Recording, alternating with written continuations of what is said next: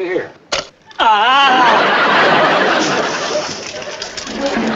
When you enter the time tunnel, almost anything can happen.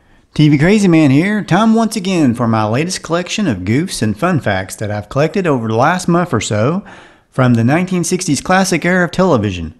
On this collection, we take a look at the Andy Griffith Show, the Time Tunnel, My Favorite Martian, the Beverly Hillbillies, and with some cool facts from the original 60s Star Trek at the end.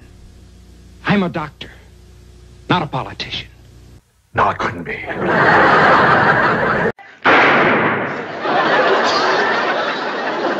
On the first episode of the Andy Griffith Show, The New Housekeeper, after Emma leaves the courthouse, is Andy mouthing Barney's lines or just trying to get a word in edgewise? Disregard and keep off the grass signs and everything. Well, Mayberry's just gonna turn into a regular sin town. Gonna turn into a regular sin town. I kind of think Andy knew what Barney was going to say before he said it. Oh, you took the word right out of my mouth. Of course, this is the episode where Aunt Bee learns to fish and play baseball to impress Opie. On account of Opie was sad for losing her housekeeper Rose to holy matrimony. You're not losing me forever. I'll come back and visit a lot. Rose never did, of course, but she did have a doppelganger show up for a couple episodes named Clara Lindsay. You picked me to be your deputy because I was the best suited for the job. And I want to thank you, Cousin Andy. In this episode, we learn that Andy and Barney are cousins. Aside from maybe a couple more mentions in the early episodes, future episodes don't ever mention them being related anymore. We'll be ready for him. Episode 2 marks the first appearance of Otis, the town drunk. Well, how about just staying one more night? Sorry.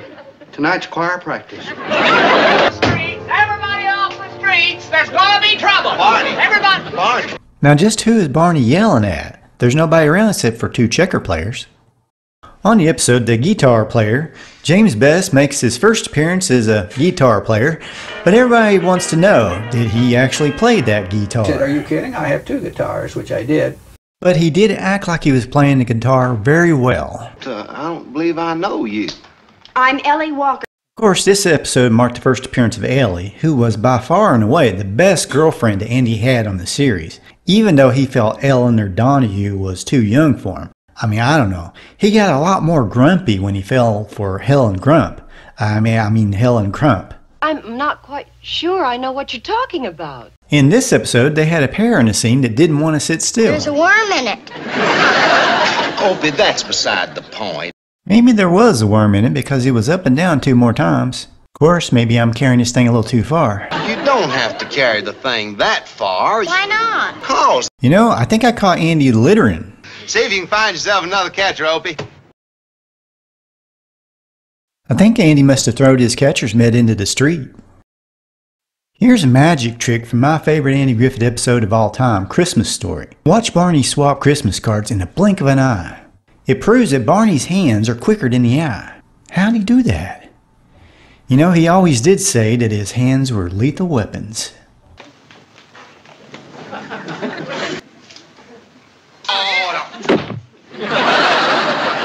Let me slow it down for you so you can actually see Barney's hands in motion.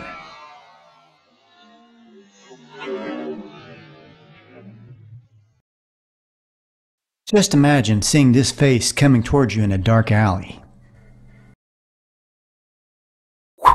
Barney Fife is, he's one of my heroes. He taught me everything I know. Watching the Andy Griffith Show. Thank you. I thank you very much. See you later. This is Claude, a Kung Fu Ninja Cat, signing off from Freddy Cat Cartoons. Bye. Hey, Aunt Bee. Why, Sheriff Taylor? Have you ever noticed on old TV shows the occasional mysterious hand pulling a door shut? Apparently someone got paid to do that. No, it gets more peculiar all the time. Keep your eye on Floyd. As the mayor speaks, Floyd mouths the words right along with him. Lights into hollering one more time, I'm gonna bust a gusset. Lights into hollering one more time, I'm gonna bust a gusset. Well, where Barney's been all the morning? Well, there's that hand again.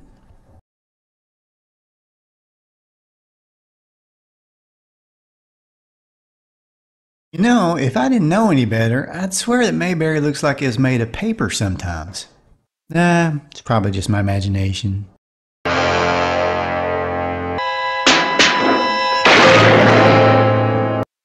don't know. I think he was aiming right at Andy. That was really close. I just got other things to do. I'm just too blame busy to die right now. It just goes to show you that no matter what, the good guys always win in the end. In this episode, I found an instance where Barney Fife breaks the law of all people. Now Barney, who's going to clean that up? Now this may even be jaywalking. I'm not really sure. I was never very good about that law. And I'm not a law expert, but should Andy be parking next to a fire hydrant? Here's another amazing magic trick. In this episode, the skipper from Gilligan's Island, Alan Hale Jr., plays a farmer named Jeff who's on the hunt for a wife. Now Thelma Lou walks past the skipper and Barney to get coffee from the kitchen. There's no time jump or anything, but somehow she materializes in the living room without even having to walk past them. How about that, little buddy? Ain't that a good one? Believe it or not, Alan Hale Jr. called Barney Fife Little Buddy a year before he called Gilligan Little Buddy. It was a phrase that he liked to use. Nip it! Nip it in the bud! Now, according to my research, Nip It in the Bud first appeared in this episode as well. Do you want to see the fastest cow that you ever did see? Well, Sheriff? That cow was so fast, it's like 1 second he's there and the next second he's not. In this episode, Otis about knocks down a brick wall. You know, I think the booze is making him a mite heavy. You bet it is, Andy. In this particular episode, Barney disguises himself as Grandma Walton. But he just can't make up his mind which dress he wants to wear from 1 second to the next. That's an animal track. In this episode, Barney discovers elephant tracks, but it turns out just to be Opie playing around. At least that's what we're led to believe. But it also looks like Opie isn't making a dent in the ground with that phony elephant foot. So surely there must be another prankster involved somewhere. Now this one isn't a goof. Let's just say I can relate a lot to the man in a hurry. So much so it cracks me up to no end. Every time I see this scene where Barney keeps going on and on and on about taking a nap, going to Thelma Lou's. Yeah, that's the plan. And he never gets up to go do it. It's just so relatable to real life. For the love of Mike, do it, do it. Just do it. Go take a nap. Go to Thelma Lou's for TV. Just do it. I guess the reason I'm putting it on this video is I just gotta see, is there anybody else out there who relates to me? Or am I just in too big a hurry all the time? I mean, I've always got to be doing something. So please, post your thoughts in the comments. It was the #1 show for almost 2 years straight in the early 60s. It broke viewership records, some of which haven't been beat today. It taught us that being snooty and sophisticated doesn't always equate to wisdom. It was a show about fun-loving hillbillies from Missouri that moved to Beverly and taught the rich how to throw a party. Well, Granny's family was originally from Tennessee, but I digress.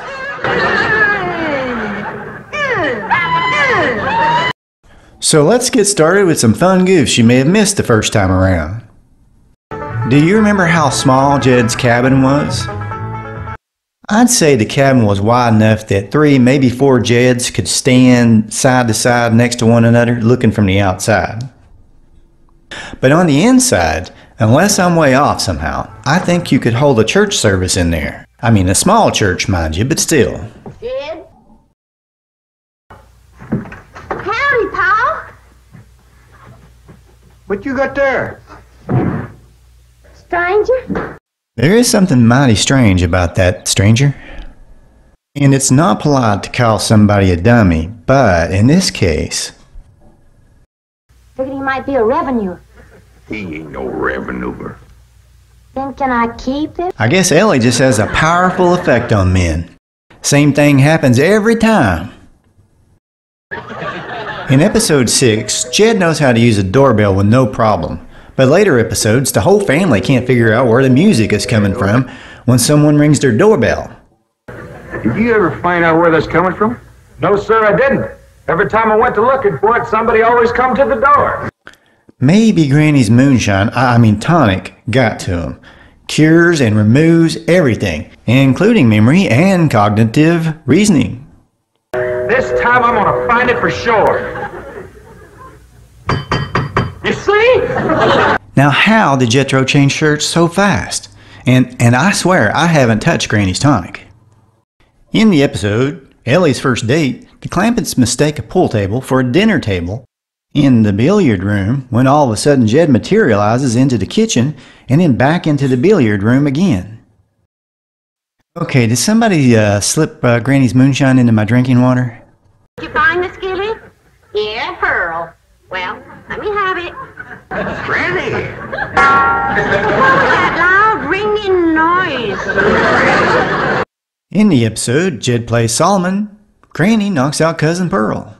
And you know, from the standpoint of an actor, it's really hard to play like you're knocked out when folks start moving the props right out from under you. Body across it and we'll shoot from behind you. Oh. Cave the door.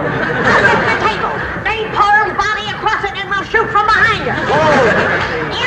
You know, that reminds me, do you know that some folks don't think that I know the difference between what goes on television and the real world? I mean, next thing they'll be saying that Gilligan's Island wasn't on a real island. Is Tom Mix there? No, I'm afraid Mr. Mix is dead. Oh? Oh, yeah. What's the matter with me? Remember, Pearl, he got shot at the end of that picture. What else can happen to me today? Now, Chief, don't get so upset. Faster, faster. Now, I wonder what happened here. Did Mr. Drysdale get so upset he knocked the mirror down, or what? What else can happen to me today? Now, Chief, don't get so upset. Faster, faster.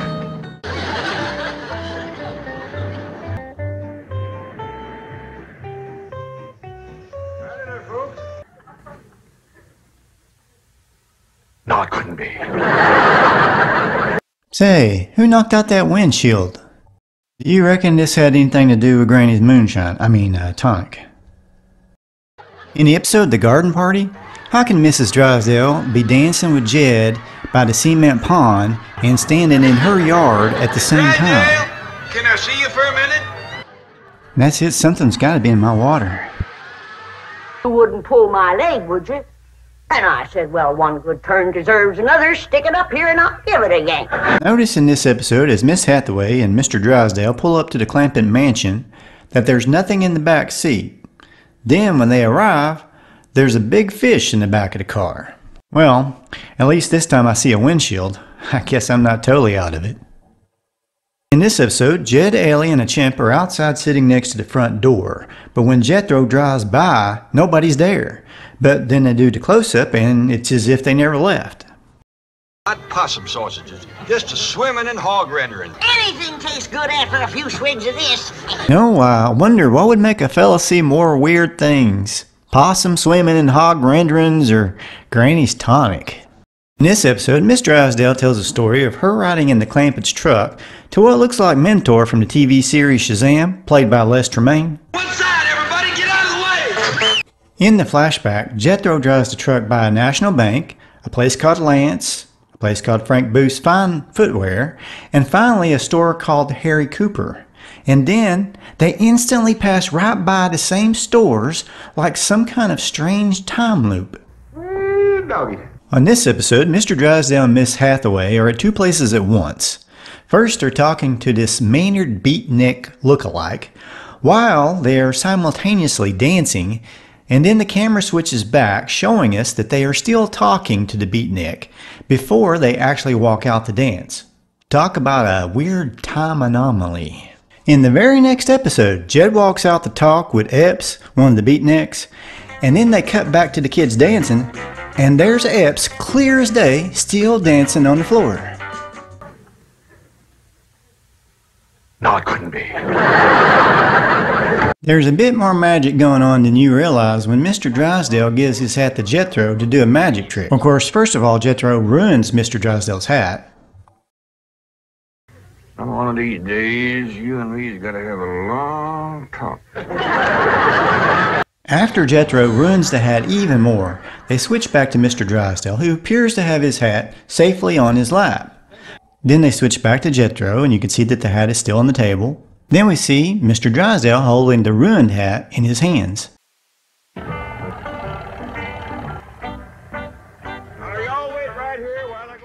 Now, which side of the truck is the steering wheel supposed to be on anyway? You know, I think one of these trucks is from England. And now, some Beverly Hillbillies trivia. Donna Douglas was 30 years old when the Beverly Hillbillies debuted on television, even though her character Ellie Mae was supposed to be 17, almost 18. Before she landed the part, she was on a very famous episode of The Twilight Zone, Eye of the Beholder. Buddy Ebsen was also on a Twilight Zone episode, The Prime Mover, about a man that can move things with his mind. Can we go out now? Not yet, children. Not till it gets dark. But them young'uns is the homeliest I ever see. Raymond Bailey, aka Mr. Drysdale, appeared on 3 episodes of The Twilight Zone. No two women kiss alike. It can't be as right. Donna Douglas was also in the movie Frankie and Johnny with Elvis Presley. In the Beverly Hillbillies' second season, the episode The Giant Jackrabbit was one of the most watched half-hour episodes of all time. After the first season, an executive for sponsor Levi Strauss was quoted as saying that Donna Douglas had done more to sell more blue jeans in 1 year than any cowboy had done in 100 years. John Wayne himself guest starred on the season 5 episode, The Indians Are Coming. Where was you when I needed you, John? Jethro was of course played by Max Baer Jr., who was the son of Max Baer, who was the world heavyweight champion from 1934 to 1935. And what of Joe Louis, Carnero's current challenger? Well, he's a great fighter. In fact, he's going to be a sensation.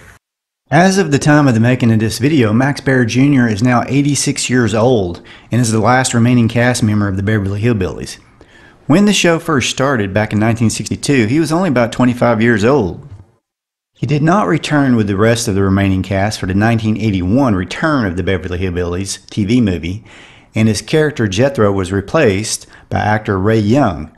According to the DVD special features, he was asked several times to come back by the producer Paul Henning, but kept putting the producer off until it was too late. Jed Clampett was played by Buddy Ebsen, of course. His career spanned 7 decades. He was almost in The Wizard of Oz as the Tin Man back in 1939, but the content of his makeup actually made him sick. He complained about breathing problems for years afterward. Well, Captain, meet up with Davy Crockett, king of the wild frontier. Before the Hillbillies, most recognized him as Davy Crockett's sidekick, George Russell on Walt Disney's Davy Crockett. After the Hillbillies was canceled, Ebsen went on to star in a popular detective series, Barnaby Jones, which ran from 1973 to 1980. That's real nice, son. This here's what I carry. When a 1993 remake of the Beverly Hillbillies was released on movie screens, Buddy Ebsen did a cameo as Barnaby Jones. Oh, this case was pretty easy to crack, Miss Hathaway. Irene Ryan was 60 years old when she started playing Granny, and in real life she was only 6 years older than Buddy Ebsen. Now I bet you knew that the Beverly Hillbillies was in the same universe as the characters from Petticoat Junction and Green Acres, but did you know that Irene Ryan made an unofficial crossover as Granny on the show about a talking horse, the TV classic Mr. Ed? So what if Love on a Single Horse is published? Think of it, Ed. She was in full Granny costume with Granny's mannerisms. She was talking about tonic and poultices and all that. I better go home and get some spring tonic for myself. But she was credited without mention of her being as actually Granny. Coincidentally, on that same episode, Love and the Single Horse, Raymond Bailey, aka Mr. Drysdale, played as Mr. Dervis on this episode. TV Crazy Man here. Today we tackle Goofs and super fun facts from Mars from the My Favorite Martian TV series from the 1960s. And stay tuned for some awesome early foreshadowing of Bill Bixby's 70s superhero TV show, The Incredible Hulk. Evaluation. You're in big trouble. One of Martin's cool Martian tricks was his ability to go invisible by simply raising his antenna, which looked a lot like real TV antennas. Why don't you just, disappear? In this scene from the episode, How Are Things in Glock and Martin? Martin is invisible and getting out of Tim's car, but if you look in the back, you can see somebody opening the door for Martin. which was really nice except for the hiding and the sneaking around part. Seeing tricks like this on shows like My Favorite Martian, I Dream of Jeannie, and Bewitched, you tend to think there was some major high-tech gadgetry going on here, when some of it was just as simple as a man hiding in the back seat of a car and sneaking the door open. Here's an antenna goof that gives away the fact that the antenna is not really coming out of Martin's head. If you look really closely to Martin's left, you can see the antenna sneaking up his back. In the episode Martin Meets His Match, we see a crew member that I suspect is responsible for making Martin's antenna work. Do you see him to the left staring up at Ray Walston? I think it's really neat how he disappears the exact second that Martin disappears. I know what you're thinking, and yeah, you probably couldn't see this crew member back when this originally aired, as the old TV sets, of course, were curved on the edges, effectively cutting most of him, if not all of him, out of this picture. But if you saw at least a small bit of him back in the day and wondered what the heck that was, let me know in the comments. No, I've been in nothing but trouble since I met you. And I imagine that will continue. In the episode Double Trouble, a fire dancer performs a bit of magic, but I don't think it was intentional.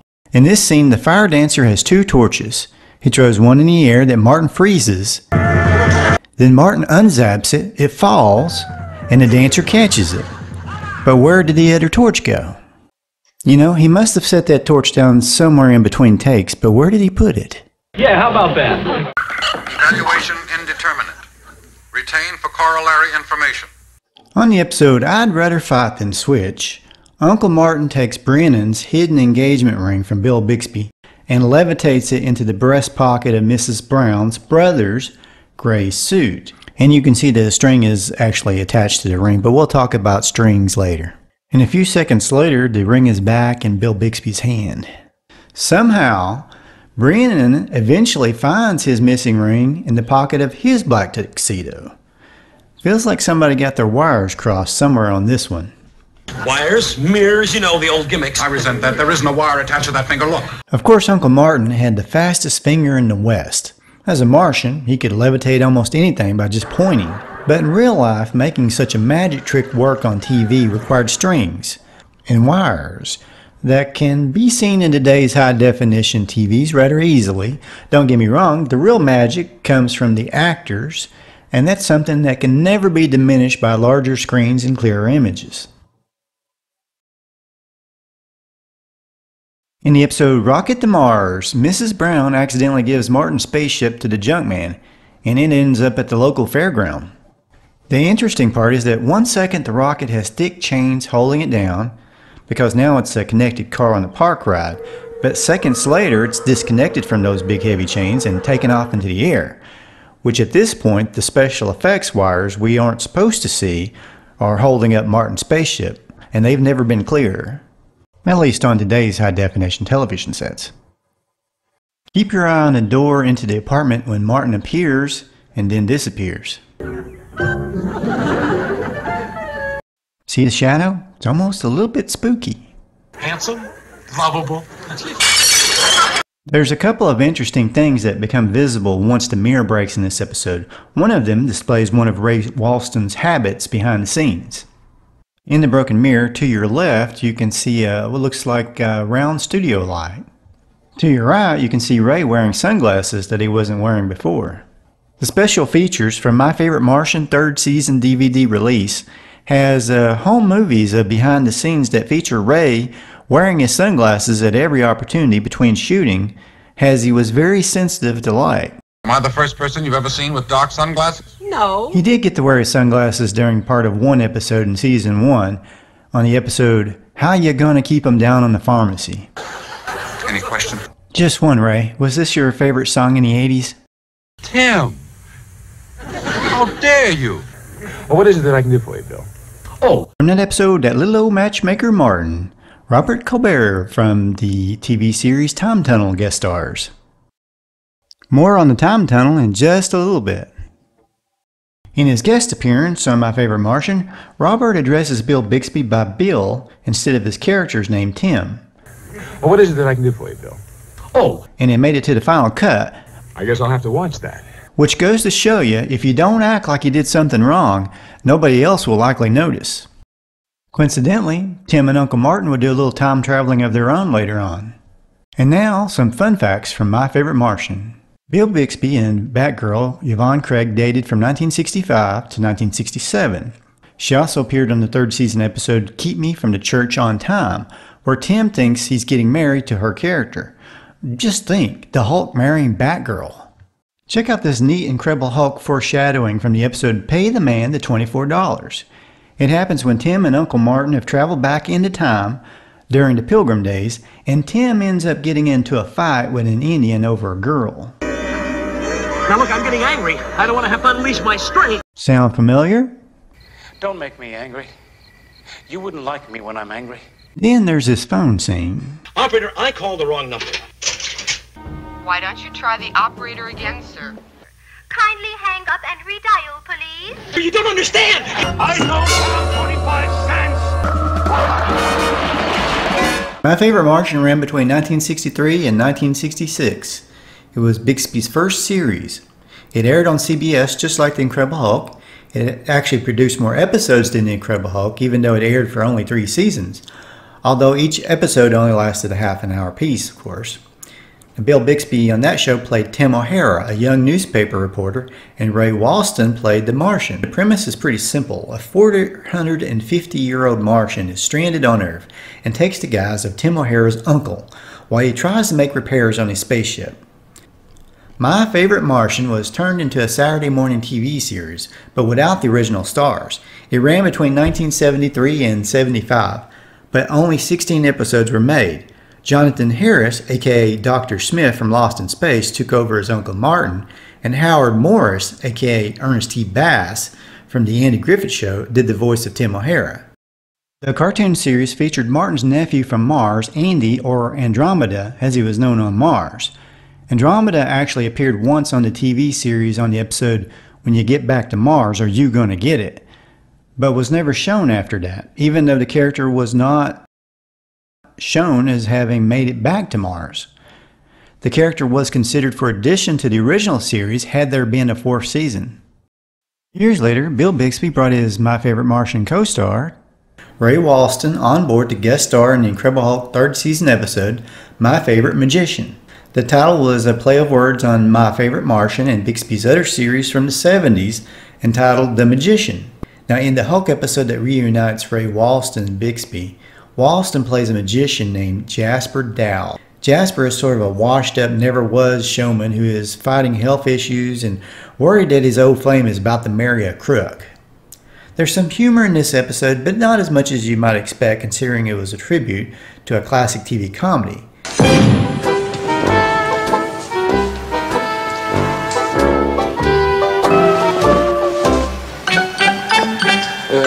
Don't get up. It's nice seeing Bill Bixby and Ray Walston reunited years later, but they are definitely playing different characters with more of a dramatic turn than My Favorite Martian ever was. There was, at least to me, some feeling of familiarity with Ray Walston's dialogue. I could just hear Uncle Martin saying some of those exact words. If Matthew Brady and I had only had one of these at Gettysburg. I was adored everywhere I went, outdrawing even Houdini. The first Hulk out is pretty neat as Banner is doing a magic trick where he must escape a box filled with water, but is unable to because Walton's character Jasper had forgot to put the escape key back in its hiding place.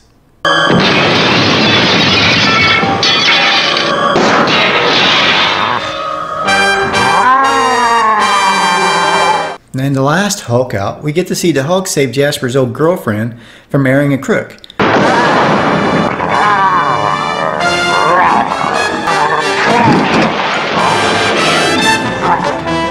It's not one of the best Hulk episodes I've ever seen, but it's worth watching to see Bill Bixby and Ray Walston reunited. Bob Hastings from McHale's Navy appeared on this Hulk episode. He played on the pilot episode of the Amazing Spider-Man TV series as a totally different character as well. Now, Hong Kong Phooey's voice, Scatman Crothers, guest starred as Edgar McGee, no relation to Mr. McGee, the reporter played by Jack Colvin. Also, Anne Shadeen played Jasper's daughter. She went on to star as the mother of the TV family on Alf. My Favorite Martian had a comic book series, just like the Hulk, but this series only lasted 9 issues and was printed by Gold Key Comics.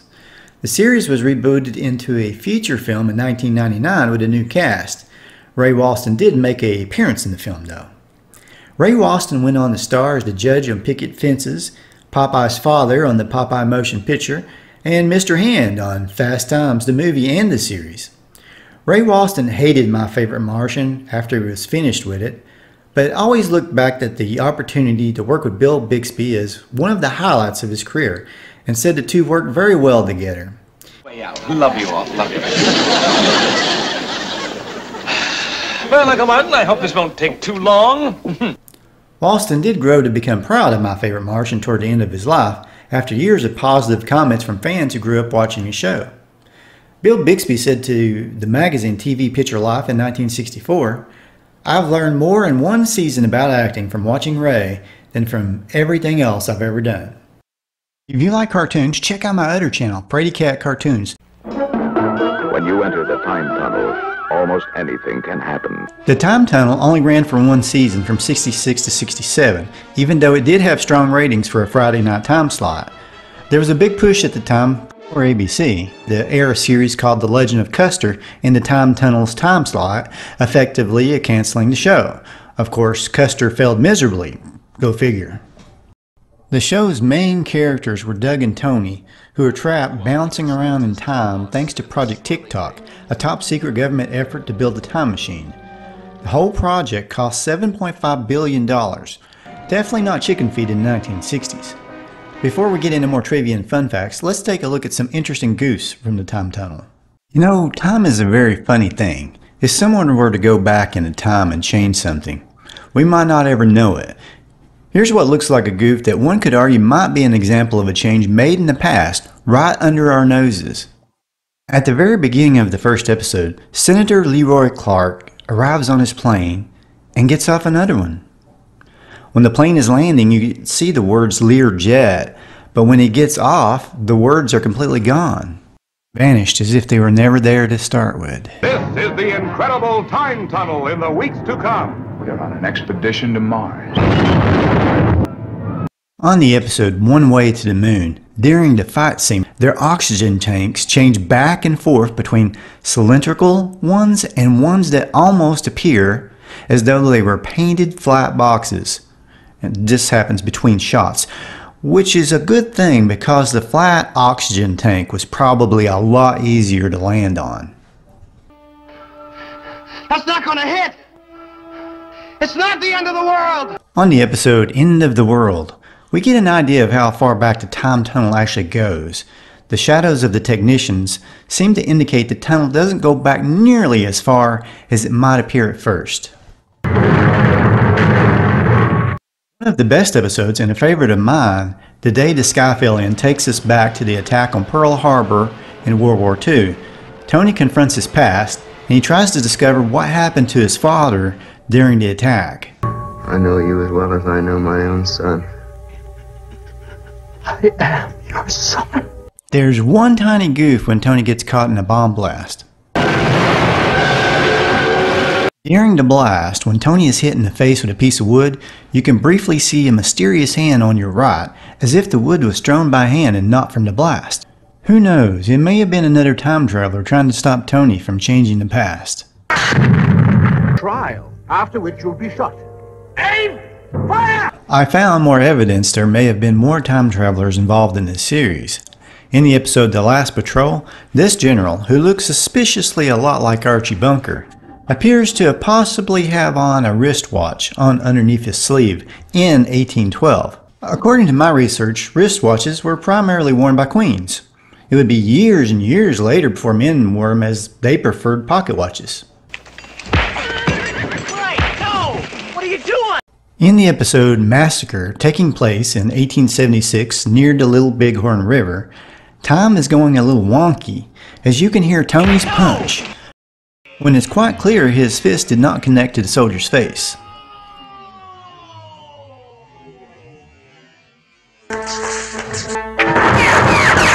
One time anomaly I'm not sure they ever explained was why did Tony and Doug's clothes always go back to what they were originally wearing the day they took off through time? I mean, sometimes their clothes would just change in the middle of the time stream, and then here's an instance where their clothes popped back before they went back into the time stream.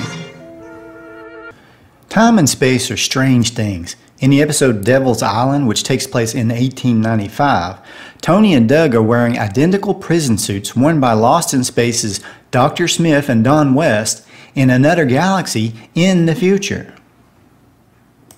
In the episode Secret Weapon, there is another example of sound not correlating in sync with what's happening, as Tony is speaking, but his lips don't move. Scientists, defectors. How did you get our names? You think Doug noticed that Tony's lips weren't moving? How did you get our names? You think all that time traveling was giving Doug and Tony new abilities? We couldn't begin to guess. We're wasting time. I'll contact you from time to time. In the episode The Revenge of Robin Hood, time repeats itself as Robin and his men shoot the same guy twice in the exact same way. Here's another strange moment where time seems to hiccup. On the episode Kill 2 by 2, Doug's crowbar can't seem to stay out of his hands. And now, some fun facts. 2 American scientists are lost in the swirling maze of past and future ages. Dick Tufeld, the voice of the narrator for the Time Tunnel, was also the voice of the robot in Lost in Space. Warning! Warning! Advise immediate evasive action! Lee Merriweather, who played Dr. Ann McGregor on the Time Tunnel, was also Catwoman on the '66 Batman movie. He acted a lot to little sticks with little round circles and faces drawn on them. One would be Jimmy and one would be Bob. You probably remember at least some of Merriweather's many guest appearances, including Star Trek, Mission Impossible, Mannix, F-Troop, and her long-running job as Betty Jones on the Barnaby Jones detective show of the '70s, alongside Buddy Ebsen. But did you know she was also Lily Munster in the 1980s on the series The Munsters Today for 3 seasons? All right. I give up. Robert Colbert, who played Doug Phillips, went on to do mostly guest appearances on other shows. He did 30 appearances over several years on The Young and Restless. Today he is retired and does appearances at sci-fi conventions. James Darren, who played Tony Newman, went on to star in another one of my favorite TV shows, T.J. Hooker, with Star Trek's William Shatner. Darren did 8 episodes of Star Trek Deep Space Nine as a Frank Sinatra-like hologram. He also directed a lot of shows like The A-Team and Nowhere Man. Whit Bissell, who played the General, did mostly guest appearances on television until 1984. It's a fascinating idea. Can there be somebody floating around somewhere in that thing we call time? He did a couple appearances on The Incredible Hulk. One was as a scientist on the episode Prometheus Part 2, in a facility very reminiscent of the Time Tunnel. I did a video on that episode about a year ago. I'll try to put a link to it at the top. Sadly, he passed away back in 1996. Stand by for switching.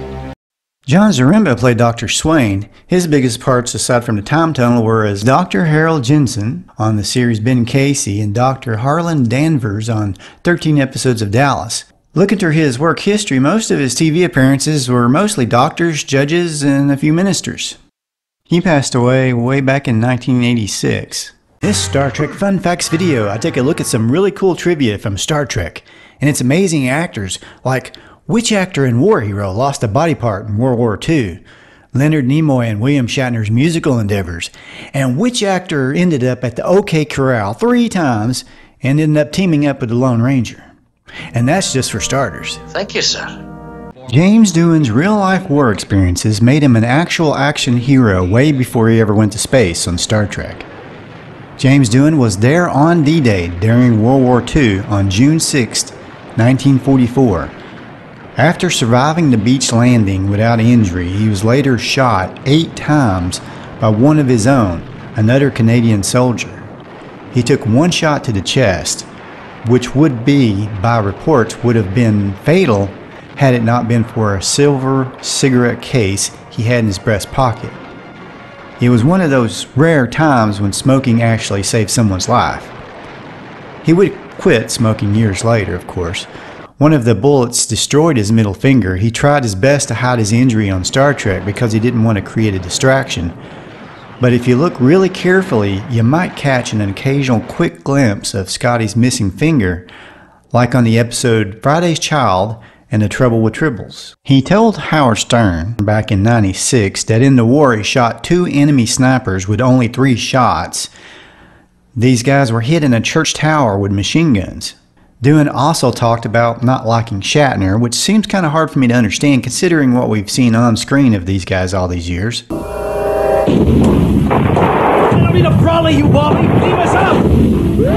Doohan also said in the interview he had done over 4,000 radio dramas. Leonard Nimoy's father was a barber who was still operating a barbershop at the time the series became popular. In a mid-60s interview, Nimoy revealed that kids often came into his dad's shop asking for a Mr. Spock haircut, not realizing that Mr. Spock's dad was the one cutting their hair, or that Mo Howard had the same haircut. Now that's something the Klingons would understand. Live long and prosper. According to Nimoy, the Vulcan live long and prosper salute is actually from a Jewish tradition meant as a blessing that he saw as a child. Here's one of those believe it or not moments. Leonard Nimoy was a sergeant in the Army in the 1950s, and one of the soldiers in his platoon was Ken Barry, otherwise known as the captain of F Troop. Nimoy encouraged Barry to go to California after his enlistment to pursue his dreams of performing. Believe it or not. You're in the Army now. What's happening to us? And in no time at all, you'll be the most successful. Iris, I'm a doctor, not a politician. Probably the most likable and down-to-earth member of the Star Trek cast, despite having flown all over the galaxy, was DeForest Kelley. It's been said many times that he was the most well-liked of the Star Trek cast and the only one that no one had a feud with at any point. Mr. Spock, remind me to tell you that I'm sick and tired of your logic. He was an extremely low-key and private individual who preferred not to seek leading roles and not to be involved in the Hollywood lifestyle. What is that, Doctor? I like them better than I like you. In real life, as a teen, he sang at the Baptist church where his father was a minister. You're an actor, not a singer.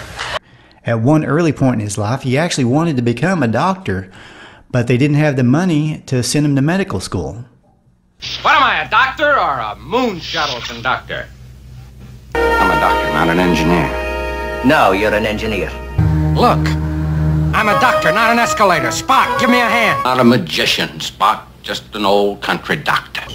I'm a doctor, not a coal miner. No, I'm a doctor, not a mechanic. You're a doctor. Not a doctor. A condemned murderer. Kelley preferred westerns to sci-fi, believe it or not. He was on The Lone Ranger 3 times as 3 different characters. Once as a doctor, of course. I'm glad you're here. Are you the doctor? Yes, I am.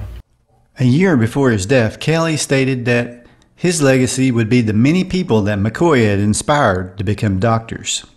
Kelley portrayed 2 different men in the legendary 1881 OK Corral gunfight between the Earps and the Clantons. In '55, he played Ike Clanton in an episode of the series You Are There in 1955. And in '57, he played Morgan Earp in the movie Gunfight at the OK Corral. On Star Trek, he found himself at the OK Corral again. This was in the 3rd season episode Spectra of the Gun. We're talking like we really are in Tombstone, Arizona in 1881. Precisely. I'll tell you one thing. You better be ready to make a fight of it today. Put him over there. This man's dead, Captain. He's not dead. Take another look at him. He's dead, Captain. He's dead, Joe. He's dead, Joe. He's dead, Joe. You keep saying that. Are you a doctor, aren't you? According to what I've read in several places, shortly after the original Star Trek series was canceled in '69, William Shatner was divorced and broke. He actually was so broke he had to live in a pickup truck camper. I assume his living arrangement didn't last long though, as IMDb shows he had plenty of TV appearances in 1970. Shatner has appeared in episodes of 5 different TV series with Leonard Nimoy. The Man from U.N.C.L.E., Star Trek of course, Star Trek the Animated Series, T.J. Hooker, and Futurama. Shatner versus Leonard Nimoy on T.J. Hooker. On October 13, 2021, Shatner became the oldest person to fly in space and the only Star Trek actor to actually fly in space. Girl with the sun in her eyes? The craziest song of all time has to be Shatner's version of Lucy in the Sky with Diamonds from his album The Transformed Man in 1967. He's up here on the shore, waiting to take you away. You know, I read it was voted the worst massacre of a song from the Beatles ever. But who voted and when, I'm not sure. All I can say is... You're an actor, not a singer. But of course, you have to admire Shatner for constantly trying new things. After all, the only people who don't make mistakes are those that don't do anything. Speaking of trying new things, have you ever heard of Leonard Nimoy's album, Mr. Spock's Music from Space? It reached number 83 on the Billboard 200 in 1967. An unidentified planet careening wildly in an eccentric solar orbit.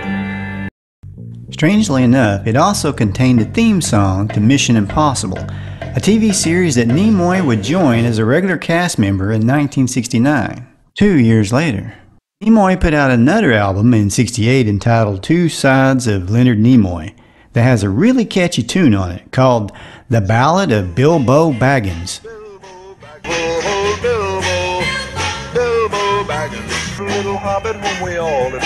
Did the Twilight Zone give birth to Star Trek somehow?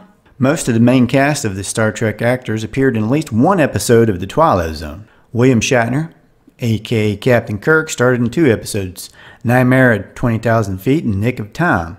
The Nightmare episode is one of the most popular episodes of Twilight Zone, where Shatner faces gremlins that are trying to take down a plane that he's on. There's a man out there. What? Look! Leonard Nimoy appeared on the episode A Quality of Mercy, without the Vulcan ears, of course. The encounter featured Jord Takei, aka Mr. Sulu.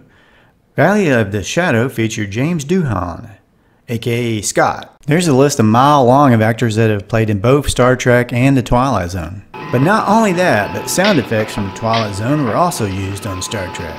Fascinating. Recognize these sounds from Execution, later used on Star Trek? A fascinating cultural development. Please, Spock, do me a favor. And don't say it's fascinating. No. Thought to be one of the best Star Trek episodes, The City on the Edge of Forever, another time travel episode. Guest stars Joan Collins and finds Kirk and Spock traveling back to the past in New York City. But strangely enough, Kirk walks right past Floyd's barbershop from Mayberry, North Carolina. Fascinating. Of course, this set was part of the RKO 40 Acres lot. Mayberry was also seen on Batman and in 1950 Superman a few times before it was even used as Mayberry. On the Star Trek episode Miri, they turned Mayberry into sort of a post-apocalyptic planet that mirrored Earth. Another little interesting fact, Kirk, Spock, and McCoy even walked the same area where Opie throws the rocks on the Andy Griffith intro at Franklin Lake. Hey, check out my Freddy Cat Cartoons channel for fun and laughs in animated fashion. Did you know that Chris Pine was actually on chips before he was born? That's him in his mother's womb. Seen here is actress Gwen Guilford, the wife of Robert Pine, who was also playing his wife on this episode. Who can guess which actor of the Chips regular cast was on Star Trek? That's right, it was Michael Dorn who played Officer Jebediah Turner and would go on to play Worf, the Klingon on Star Trek The Next Generation. In the 6th season of Chips, because of a contract dispute, he was replaced by Clarence Gilliard, who went on to star along with Chuck Norris on Walker, Texas Ranger. Let's get out of here. Well, I've given her all she's got today. Time to beam out until next time, which will probably be TJ Hooker Goofs. At least that's my next project I will be working on. So I hope you enjoyed this video and hope you consider subscribing if you haven't already. Please hit the like and leave a comment and let me know what you thought of this video here on the TV Crazy Man channel, and y'all have a great day.